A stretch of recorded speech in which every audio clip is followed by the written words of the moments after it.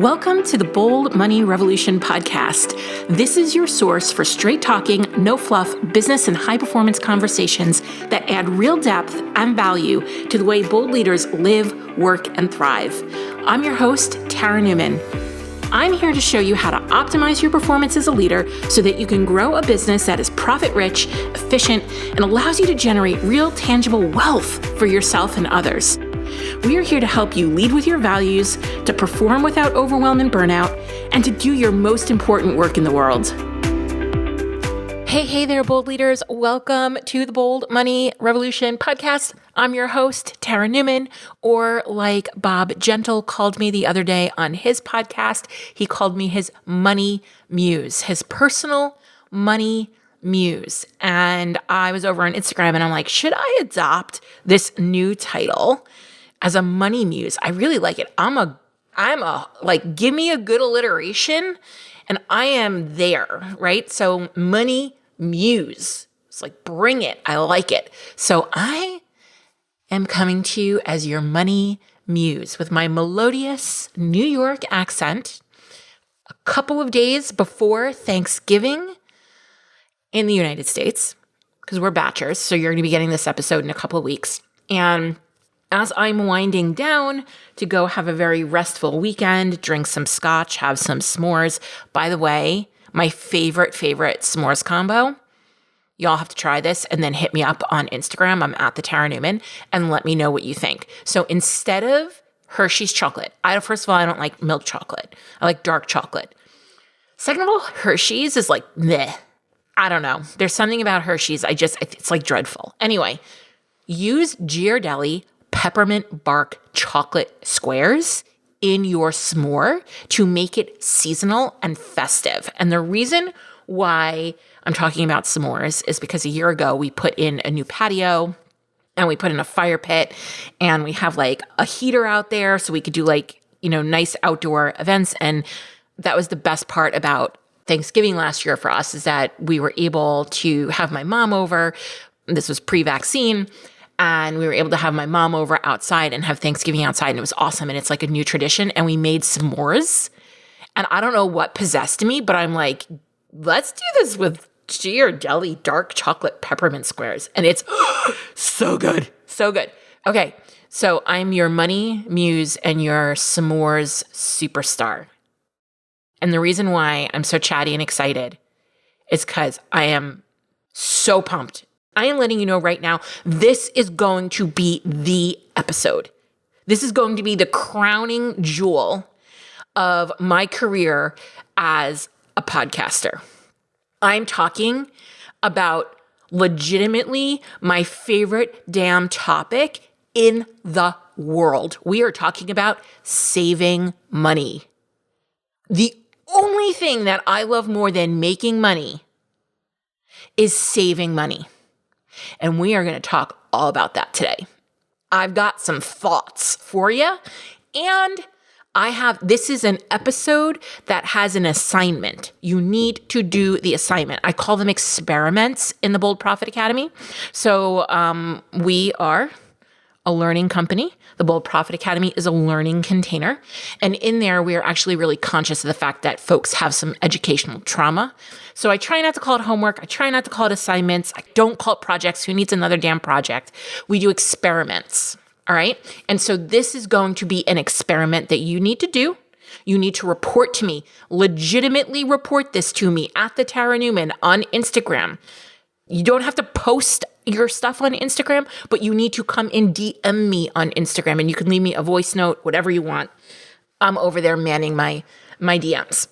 All right, so there's action that needs to be taken because we are going to give you some monies back in your pocket because we are going to find money leaks before the new year. You know that weird ass time between Christmas and New Year's, and you're like, I don't know what day it is. I don't know what year it is. I don't know what I'm supposed to do with myself. I think I'm just supposed to sit here and watch Netflix all day. You are, by the way. But I also want to like noodle on some things and I'm reflecting. This is the thing you do. Okay, this is the thing you do. So we're going to find some money leaks. What is a money leak? Money is going out in small places that you might not realize, and it's adding up into a nice pocket full of dollars. It's often that you're spending money on things you don't use, you don't utilize enough, or had value to you at one point, but no longer holds value, but might be valuable to somebody else. Now, the way I found money leaks and the way I've created this, you can do this in your personal life, but today we're talking about it specifically for business. And the reason why I love this and how I found this was during our 5 years of starting a new business back in 2005. And it was the worst financial time of our lives, and it ultimately resulted in us going bankrupt in 2010. Now, this occurred during the Great Recession, and you've probably heard me talk about it in a number of times. If you're new to this podcast, I do talk about it here and there. We don't have like a full-on episode on it, but I'm going to create one. I've been meaning to. So this is how I figured this out. And really what it does is it highlights one of my strengths. So on StrengthsFinder, I'm a maximizer. And being good with money and being good in business actually requires you to be a maximizer. It requires you to be a valuist, to like truly want to get the value out of something, that you want to like get all the juice out of the orange. Right? That is called utilization. We want to be utilizing our money for maximum return. And it's very infrequent that these conversations are being had. Saving money gets shamed and shit on a lot, especially by people who income market, preach abundance before personal needs and responsibility. I don't know if you've ever realized that, but like if you look at Maslow's hierarchy of needs and you have basic needs on the bottom and you have self-actualization on the top, and there are all these other needs in between that are important. Marketers are marketing you self-actualization without any consideration or concern about the other needs being met on the way. And when we preach abundance, we are preaching self-actualization, this is my opinion, without giving you practical skills to help you take care of your personal financial needs, your emotional needs, your physical needs, your mental needs, before these aspirational needs come. And this is really, really dangerous because what's happening is we're seeing a lot of manifesting wealth and abundance mindset without any practical actions that actually put money in your bank account. Feeling good about your money comes when you take action to make change and build a deeper, more intimate and purposeful relationship with your money, not when you recite a handful of mantras over and over again. Trust me, I have tried. I have bought the course. I have. When you take the time, care, and effort to build an intentional and discerning relationship with your money, that is when you attract more. It starts here, plugging those money leaks by being intentional and thoughtful about how you spend money. I do a lot of polls and surveys over on my Instagram. So if you're not following me over there, please go over there. I'm having such a great time engaging with all of you about a range of money topics and business topics. And I can't wait to continue that in the new year. So please go find me. And if I'm putting up a poll, if I'm putting up questions, please participate because there's a value to me then being able to use that information in these podcasts. So what was fascinating to me, because I love learning about you. What was fascinating to me was I asked a question, what term do you resonate with more, millionaire or high net worth individual? And 100% of the people who voted on that poll said high net worth individual. My mind was blown. And, I asked why, and some of it was like, well, millionaire feels like bro-y, millionaire feels like showy, like Lambo lifestyle, and high net worth individuals felt discerning. And you know what? They are. I'm a high net worth individual, and the way that they're portrayed online by marketers or targeted by marketers is incorrect. Now, of course, anytime you're talking about a specific group of people, not a monolith, and there is a lot of range. However, if you have not read the book, The Millionaire Next Door, I want you to go grab that book and I want you to read it. It's fascinating. And for those of you who have stuff or believe that your scarcity mindset is limiting and bad, that book might actually trigger you a bit. It did for me, but I'm going to share more a little bit in this episode, but I'm going to share more about how I think my scarcity mindset is actually a plus. And so I wouldn't be so quick to try and mind fuck your way out of a scarcity mindset, okay? I think there's a benefit to it. So I have always made excellent money in my career. I haven't always made excellent money in my household, right? Because we did have 5 years, more than 5 years. So we had 5 years of financial hell that started with us cutting out 2/3 of our income to start this, have my husband go and start this business. And we were broke. We were broke. If you hadn't heard the story, we were selling everything we owned once a month in a garage sale. So we would just pull all of our stuff out of the house and put it on the driveway and just sell it. And it got to the point where I was so detached from material things that I would start bringing people, strangers, into my house and being like, just look around. If you want it, tell me you want it and you can have it.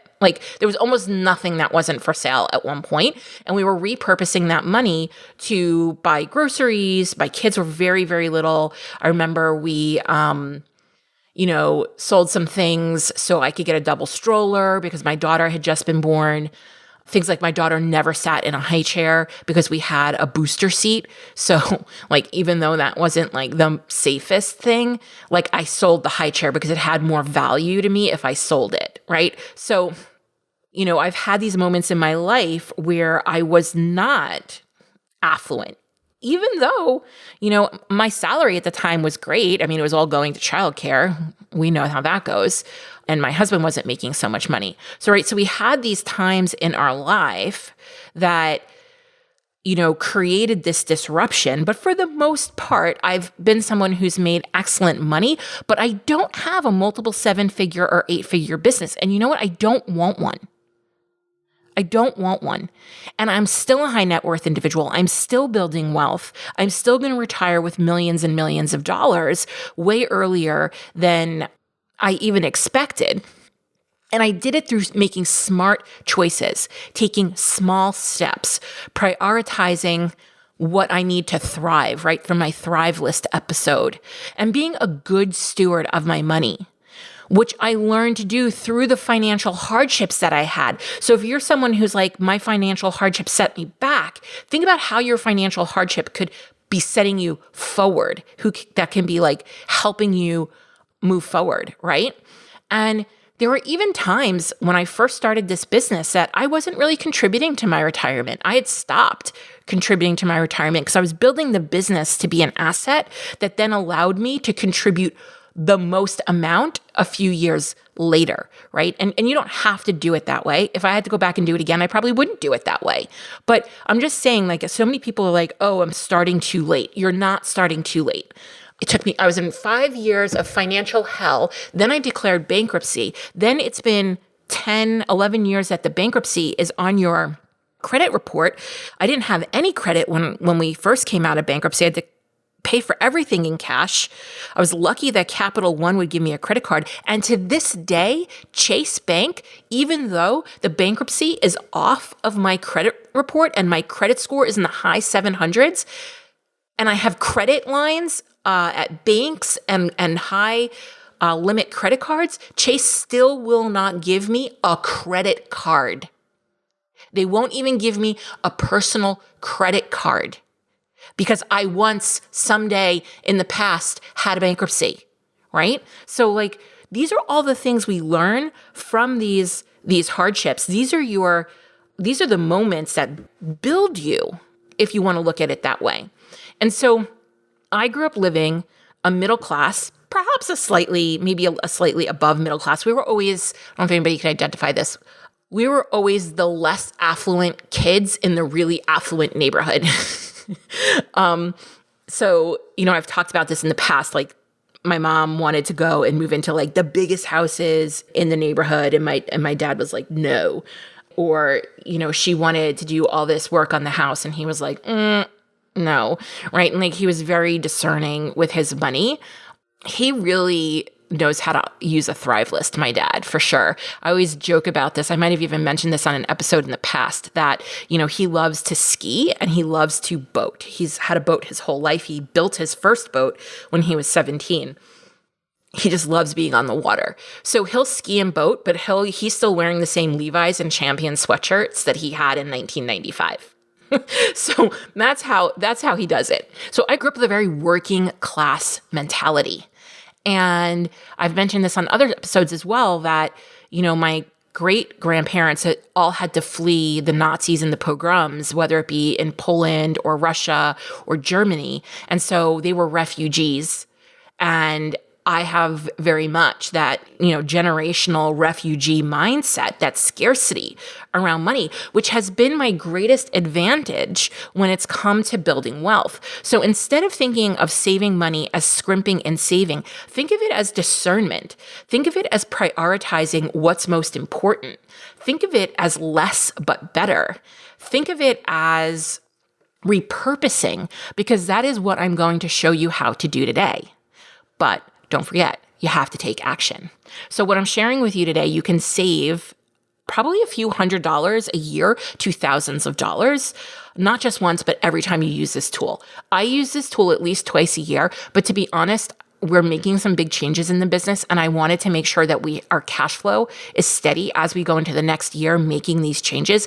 I've been literally doing this exercise probably every week, maybe every other week. And I've just been going through it again and again and again with like a fine-tooth comb, and you'll see what I'm going to have you do, and you'll maybe see why that makes sense. And anytime that I want to go and make an investment in something, I do this exercise as well. And you'll see why. So this is a tool that you can use over and over and over again. And I'm so serious about this. It's actually an SOP. It's a standard operating procedure that I use in my business, and it's in the Bold Profit Academy. And I'm going to be giving it to you as a download. So if you go to the show notes, you'll be able to download this to make your job doing this a little easier. And it's going to give you a visual for what I'm talking about through this episode. If you're already on my email list, you will get this via my emails. But if you aren't on my email list, you're really missing out. So opt in for this and then hang with me on my email list. We've been slowly transitioning our best content to email rather than social media, because we are here to teach you to implement. And when you go on social media, you are distracted. So social media is where I like to have some conversations. I do my polls. I do my surveying. If you don't talk to me over there, I'm probably not going to talk to you because that's just a boundary. Like, I'm there to be engaged. But if you're like, Tara, my email is a hot mess, I don't want more email. Let me give you some tips, because you're going to want my email, and I'm going to show you how you can kind of like make your email an improved learning tool. So first, reclaim your sacred space. I consider my email inbox sacred space. I have multiple inboxes. I have a personal one that like almost nobody gets my email to, like just that's family and like kid stuff. Then I have obviously my business inbox that's managed by my team. And then I sometimes use a learning and development inbox where I get like things that I really want to focus on learning. And you can start over with a new email address if you need to, right? So if like going in and decluttering and unsubscribing feels like really heavy to you, just start over. I've done this. I've just created a brand new email address and I've deleted the other one. And you know what? Like, I've given it only to the people who I've wanted to have it. And it's beautiful and freeing. And I'm obsessed. Just do it. Set up a separate email where you can just subscribe to learning content. Like I said, I have an inbox sometimes that I go to when I just want to learn things. Prioritize learning on your calendar. So you don't need to check your email every day if it's not a business email. But I make a point to read these emails I'm subscribed to a few times a week because I want to learn. Now, legit, I send the best emails. I've been working on my email copywriting and content writing skills for 2 years now, and I've got some chops. You can learn something just from that. I went from a girl who cried, but nobody buys through email, to celebrating that everyone buys through email. So, all right, that's my tidbits on email. Look at, you're getting all this value on this podcast today. Now we're going to talk about those money leaks. So to do this, you're going to want to download what I call my tools and systems SOP. This is really going to help you get started. And you need to check a few things. In order to complete this experiment, you're going to want to have the SOP, all your business credit card statements. Please, dear God, there are business credit cards, there are personal credit cards. Even if you use a personal credit card for business expenses, don't put your personal expenses and your business expenses on the same credit card. That's called commingling. And one, it's confusing. Two, the IRS doesn't really care for that. So let's not commingle. This is just, pro tips right here. And you're going to need your business bank statements. Again, please, if you don't have a business bank account, please go and open one. Your personal bank accounts are not business bank accounts. Let's get legit. Let's take ourselves seriously. Let's build real businesses. So if any of these things are like, oh crap, I need to go do that. Also a good thing to do in the week between Christmas and New Year's, go get yourself over to a bank, go clean up your credit cards. So first, off the top of your head, you're going to list out all the tools and systems you use in your business. Also think about your dues, subscriptions, memberships, recurring payments. That's really what we want to get here. All right. So list them all out, then find out how much they cost. So that's where you're going to have to probably either go into your email, look at invoices, or log into the tool itself, or check through your credit card statements and your bank statements. By the way, when you do that, you should be checking your credit card and bank statements at least monthly. I do it weekly. There's a lot of fraud out there. You forget that things are being charged to your account. This is personal and business. This is good financial hygiene. As a matter of fact, we just screwed something up royally. So we're big wellness people. My husband has a number of online memberships to he likes CrossFit, so like functional fitness programming. They're usually about like $29.99, what have you. And there has been this charge on our statements, and he's been thinking it's one of his fitness things, but he just canceled it. So he's like, well, why is this being charged? Because it was really generic. It said I think it's just a gym or fitness or something. It was very generic. Lo and behold, it's actually my son's gym membership from pre-COVID. Y'all, this is like a year and a half. They shut down during COVID, but then they never reopened. So why are they charging us? Well, we called them and they're like, well, it's in your contract that if we have another facility within 25 miles, we don't have to cancel your membership if we go out of business. And my husband's like, yeah, but we had no idea. And they're like, well, we sent an email. And the front desk person admitted that this is like a massive, massive, massive problem for this company. They sent one email alerting customers, and guess who they sent it to? My son. My 16-year-old. He doesn't look at his email. He's not checking, right? And we can't get it back because it's in the contract. And she said that a financial investment firm came in and bought them and then decided to close down the not profitable locations. And when they were doing that, they went through the contract and they specifically looked for these points. They knew what they were doing when they did it, right? Check your frickin' bank statements. Check. You will find money. People are sketch, right? So this is such an important piece of this journey for you. And it's the tiniest step that you can do to being more purposeful and intentional about your money. I'm going to get off that little high horse that I was on. I hope you really appreciated it. But back to, business expenses, you're going to go through your payments. You're going to write everything down. It might even be a really long, hairy list. It's okay. And I'm going to share with you some of the things that are on mine. But then what you're going to do is you're going to go through your use of each tool. Are you actually using it? Or did you forget you signed up for it? Or did you find something better and forgot to cancel? Do you pay it annually? And so it's not on your mind, right? Because you want to make sure when you're doing this, look at what is what is annual and what is monthly. I love me some annual expenses, but it's easy to forget about them, right? So you're going to note down monthly or annual. And you're going to look through like, where is there redundancy in your tools and systems? Are you using something that has multiple functionality? So for example, personally, I like Typeform. I think Typeform is a solid tool. I think it's got a sexy interface. I think it's easy to use. I think it looks real pretty. But we also use Monday as our project management tool, and you can do forms within Monday. So you know what? Typeform gets canceled. That's a redundancy. Are the Monday forms as pretty as Typeform? No. Does it get the job done? Absolutely. Right? So Typeform got cut. And I think it was like $200 annually that I was paying for it.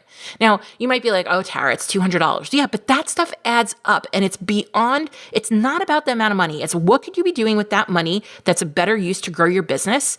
And how does your money feel? How does the energy with your money feel when you're that purposeful with your dollars, right? All right, next, look at the version of the system or the tool that you have. Are you using all the features of that version, or can you scale it down or even use a free version? So when I did this, I went through and I'm like, okay, we pay for Slack. I think our Slack charge is it's under $700 for the year. Like, is that a huge amount of money? No, but Slack has a free option. What's the difference between paying for Slack and using the free option? Well, here are the differences. Are we using these? No, we're not. Okay, now how do we implement the full functionality of what we're paying for, or decide that we're going to use the free version, right? And Slack actually has a tremendous amount of cool features that nobody knows about because they use it as a communication tool. If you're just using Slack as a communication tool, you could probably use the free version and get away with it. But Slack is really like an integration hub, and it can integrate a lot of things. And for my ADHD, it's been really good to go and fully utilize Slack as it's meant to be utilized. All right. How do you feel when you use this tool? Confident? Like your business is thriving? Or does the complicated tech make your head spin and erode your confidence? Do you need a lot of tech support to help you use the tools in your business? Personally, I'm a big believer in being able to use the tools in your business in case anyone leaves, or you need to train someone new, or you decide you don't want to have all these payments going out for stuff that like maybe you could just do yourself if you had a little bit more knowledge. And I know that's an unpopular opinion in a world that says like outsource all the things, do nothing, work less, work the minimal amount of time. But sometimes it's worth it. And I'll give you an example of where I see this and where I've seen this come up over the years with business owners. Something like an Infusionsoft or an Ontraport, right? Those are really expensive tools to run in your business, and they're very complicated. And I think Infusionsoft's nickname for a long time, I don't even know if Infusionsoft is, I think it got bought by somebody, but it used to be Confusionsoft. Right. And what I would see is all these early stage business owners, all these early stage entrepreneurs buy Infusionsoft or Ontraport because some web celeb had an affiliate link, but they were not at the point in their business where they needed that level of a tool or could handle the confusion or the tech difficulties that came with it. ActiveCampaign is a great tool, and it's far, far, far cheaper to use ActiveCampaign than something like that.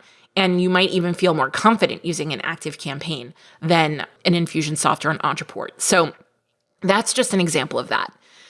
I want you to set a goal to reduce your tools and systems costs by 10 to 20%. Can you do that? What would you have to eliminate? I'm not saying you have to do it.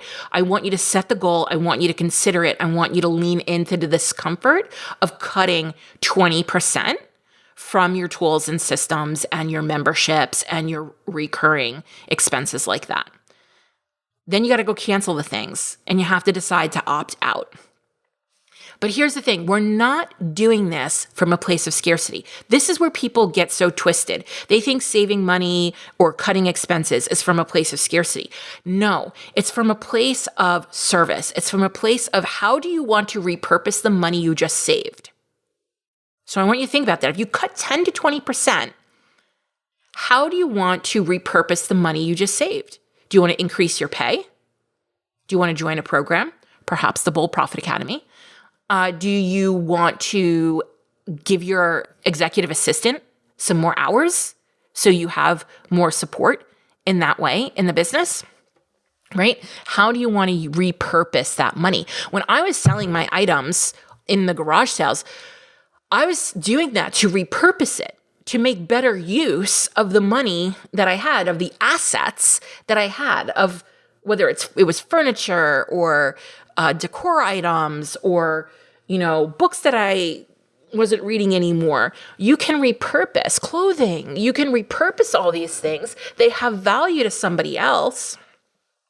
Or you can just not use them so you can go do something else with your money. I think that's abundance. I don't think that's scarcity at all. That's why I love saving money more than I love spending money. So what is the very best use of the money you just found? How can it help you grow your business? Now, in the Bold Profit Academy, it's not just about increasing your revenue. That's important, but it's about profitability. And that means we have to talk about intentional spending and intentional growth decisions. Most business education content out there is not talking about this, right? And there's a reason. You have to wonder why the web celebs, why the online marketers, why are they talking and focusing you on revenue? Why are they focusing you there and not on profitability? Who benefits when you're not profitable? You have to ask these questions. Who benefits when you're not profitable? So it's my goal, not a guarantee, but a goal that for every person that joins the Bold Profit Academy, that we save you the amount of the program. So money saved through things like plugging your money leaks and helping you eliminate shiny objects that can save you $500 per month that you would be paying for the Bold Profit Academy. It was interesting. I was having this conversation with a woman who just joined the Bold Profit Academy Plus. She'd been in the Bold Profit Academy. And she said to me, it was really hard for me to listen to you at first. And I was like, is it my New York accent? Is it that bad? I really try not to be regional. I can give you a coffee, right? We can do coffee talk, but I try not to be that way. But no, it was, and this isn't the first time somebody has said this to me. It's that she's like, you're talking about things that other people aren't talking about. And I'm getting bombarded with these messages that are the opposite of what you're saying, right?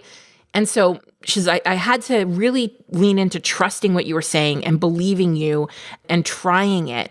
And I've had to cut out all the noise. And this is very common when people join my programs. They turn off all the other noise and they just focus on the tools and the frameworks and the things that we're giving them. And she said, and I did that. Every time I'm like, oh, I need to do X, I just go into the vault in the Bold Profit Academy. And I'm like, what would Tara say about lead generation? What would Tara say about sales? What would Tara say about money? And pull it out of there. So it is my goal to help you eliminate the shiny objects that aren't getting you a result. Here's another example. I had somebody who they decided not to work one-on-one with me. They decided not to work one-on-one with me. They wanted to save some money. And what they realized was, 6 months or a year later, they had spent almost as much, not as much, but almost as much as working with me one-on-one on courses and programs that they were buying in drips and drabs, but didn't see them adding up over time. Right. And I think that the amount that she stated was like $12,000, which it's easy to get there. Courses are $2,000, $3,000, $4,000. They do add up. And so while my fee at the time, one-on-one, might have seemed a little scary, there were a lot of shiny objects. So we want to be able to save you that $500 a month through our, what I call money magic. And this is some of our money magic that I'm giving you right here. Then we look to add revenue. Think about this as like a leaky bucket. If you put more water into a leaky bucket, the water just comes pouring out. If you put more money into a leaky bucket, into a leaky cash flow system, the money is just going to be pouring out. It's like there's no point. And this is actually what most of you are doing. You're trying to solve a profit problem by adding more revenue. And what that's doing is it's causing you to burn out and create exhaustion, chasing new revenue into a system that then leaks it all out. And that's why you're burning out, right? So let's plug those leaks. Then we add revenue.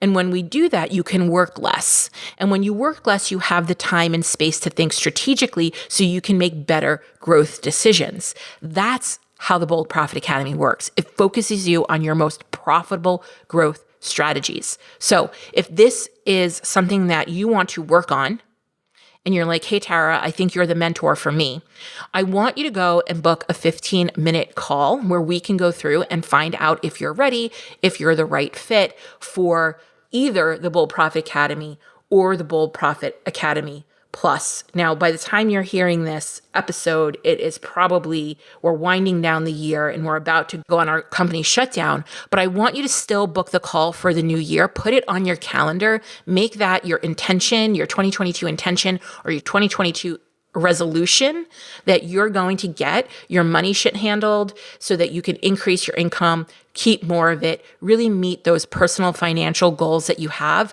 for the next year. And honestly, I cannot wait to support you in doing this. I can't wait to help you save money. I can't wait to help you make money. I can't wait to help you build the wealth that you desire. Have a great holiday season. If you found this podcast valuable, help us develop more bold leaders in the world by sharing this episode with your friends, colleagues, and other bold leaders. Also, if you haven't done so already, please leave a review.